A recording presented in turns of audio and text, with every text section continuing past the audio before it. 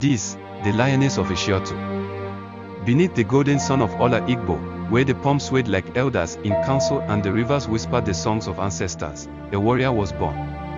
Adaeze, daughter of thunder, child of the great Isagbokurugbo, was no ordinary maiden. She was carved from iron and laughter, with the beauty of the moon and the strength of 1,000 wrestlers. From childhood, Adaeze was different. While other girls wove baskets and pounded fufu, she wrestled the boys until they cried for their mothers. She could shoot an arrow so fast it split another in midair. Her laughter ran across the village like a war horn, and when she walked, even the ground seemed to move in respect. The war begins.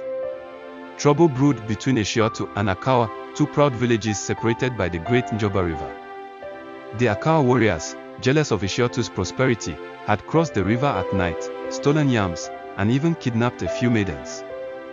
This was an insult that could not go unanswered. The warriors of Ishiotu gathered, their oaths sharp as their machetes. But before they could march, Adaeze stepped forward. "Let me lead the charge," she declared, standing tall.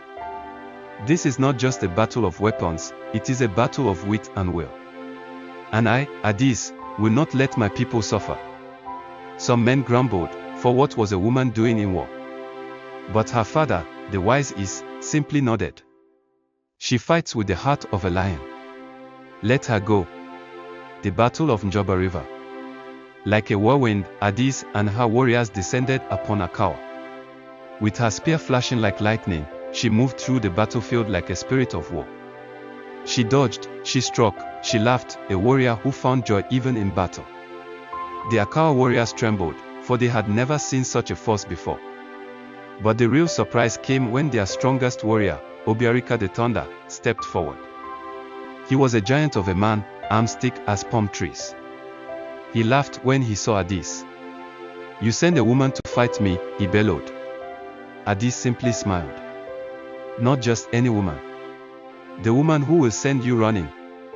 With a roar, Obiarika charged. The battle was fierce, spear clashed against shield, dust rose like spirits of the dead, and warriors held their breath. Then, with a swift movement, Adaeze used his own strength against him, flipping him into the Njoba River with a mighty splash. The warriors of Akawa gasped. Their strongest had fallen. Adaeze stood at the riverbank, hands on her hips, and shouted, "Who else wants a bath?" The Akawa warriors, drenched in fear, threw down their weapons. The war was over. The peaceful ending. But Adaeze was not just a warrior, she was wise. Instead of celebrating in arrogance, she stretched a hand to the fallen Obiarika. "Enough fighting.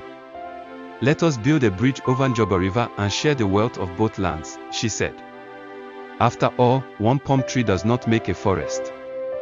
Her charisma was like a flame, warming even the hardest hearts. The people of Akawa and Ishiotu cheered together, and peace was made that day, with Adaeze at the center, smiling like the sun. The legend of Adaeze.